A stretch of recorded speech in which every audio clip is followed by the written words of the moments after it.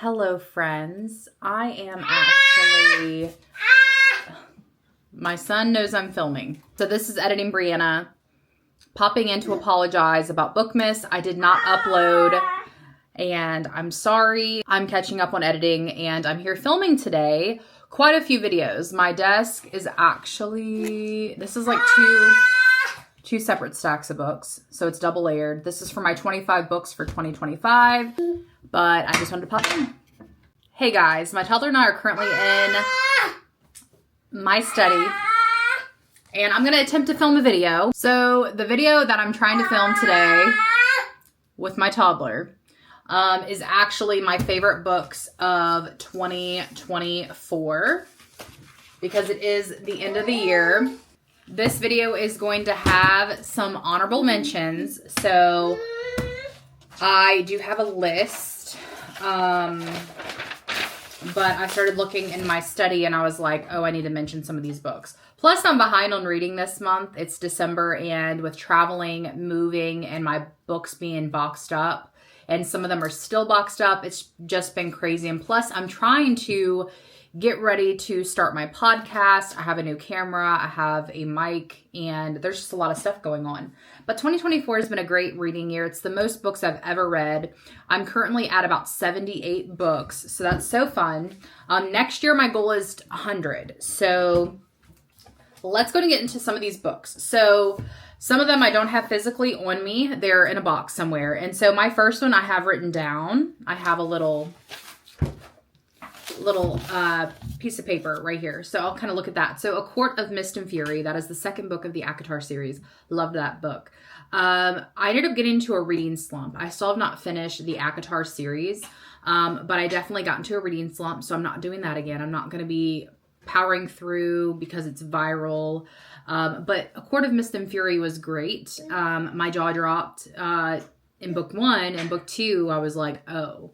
So definitely way more exciting. I have read book 3. I didn't like book 3 as much as book 2, and I have not read books 4 and 5 yet. So that will be what I will read next year for sure. I do have The Wishing Game, which I was very surprised about this book. I have a couple books by Meg Schaefer, but this book was really good. It was very childlike in a lot of ways, but it had some serious matters. But I loved this book, and I definitely recommend it to anyone who's a dreamer, and who loves literature. And if you started reading at a very young age, it'll definitely spark your interest. I don't want to ruin any of these books for you guys. But it kind of makes you, it reminds me of Willy Wonka a little bit in some ways. So I would definitely recommend you guys check out The Wishing Game. And it was one of the Book of the Year finalists in 2023, for those who are curious. The crazy thing is I have 2 copies of Fourth Wing, but they're in a box. But Fourth Wing has been, I read that book, I think last month. I read that book last month, and it was one of my favorite books of the year. I will eventually get to Iron Flame. I actually have it. It's in my stack of books that I want to read this month. But Iron Flame was, not Iron Flame. Fourth Wing is really good. It reminded me a lot of The Hunger Games. It's definitely, I would say, written still for a younger audience compared to what my age is. So, but I did love Fourth Wing. I also have this book because I was an ARC reader for the second book in this series, and the second book is 1,000 Broken Pieces. And so that book came out right after my grandfather passed away. And if you know book 1 is about a young person who has cancer, and it's the sister, and I think it has the guy and the girl's perspective.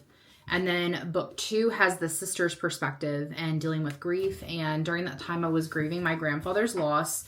And so book 2, 1,000 Broken Pieces, was one of my favorite books of the year easily. And I think it's because it came out at a good time, and I was very fortunate to read it as an ARC, and it just helped me heal in a lot of ways. I remember like laying beside my husband while he was sleeping, because that's when I read sometimes, and I was just sobbing uncontrollably, and I'm so happy he didn't wake up when that happened. Let's go to Move On. So I cannot find a couple of these books. So we have Just for the Summer by Abby Jimenez. Love that book. I love Abby Jimenez's writing. I actually have another one of her books on here, Part of Your World. I have that on my Kindle. right here. And I do have Just for the Summer. It's just somewhere. But I loved both of those. I love a feel-good romance that has real issues in it, and Abby Jimenez just knows how to write. I definitely enjoy her more than some of the authors I've mentioned in previous videos because I feel like she does write so well. So now I'm going back to a lot of her stories, and I'm reading a lot of her stories, and she has some new books coming out next year, so those are definitely going to be on my radar. I also cannot find The Grace Year. The Grace Year, I would say, is my favorite book of 2024, which is very surprising because it is YA. But it has that dystopian kind of feel, Handmaid's Tale, Hunger Games feel, women's issues, just a lot of good things. So I definitely enjoyed that. I do have one more book to talk about, and then I have some honorable mentions.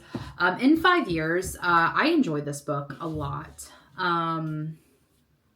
Yeah, I need to read more books by her, and one of her books will be Rebecca Serrell. One of her books will be discussed in my 2025 books because I have just not been reading my TBR. I've been reading off my TBR. I've been reading a lot of ARCs, honestly. But this book is such a good book. Some people have mixed reviews, but I love this book. This book is so real. So I definitely recommend you guys picking this up. I know Walmart definitely has it. I think that's where I bought my copy, but you can get it on Amazon as well. Okay, honorable mentions. My friend writes books. So this is one of her books, Summer and Dawn. So love her. So I just want to mention, check out her series. Okay, another honorable mention, Archer's Voice. You guys know, everyone's talking about Archer's Voice. It is such a good story. I wish there was more to it. That's the only thing. I don't know if there will be other books in this series, but I definitely want to read more about Archer and his story. I feel like I want to see more in depth of his point of view, if that makes sense. More in depth. So Butcher and Blackbird was really good. Definitely different, out of my comfort zone, but I enjoyed this. I read this while in Tennessee, and I do have Leather and Lark on my 2025 list because I did not get to it this year. And then an honorable mention for The Housemaid. I need to read book 3, but I have enjoyed it. I've heard The Housemaid's Wedding is just not as good, but I definitely recommend the Housemaid series. I have been an ARC reader for Frida. I've been very fortunate in the past few months to be reading some of her releases that have came out. I'm actually reading The Crash right now, which comes out in January. But I do enjoy some of her writing.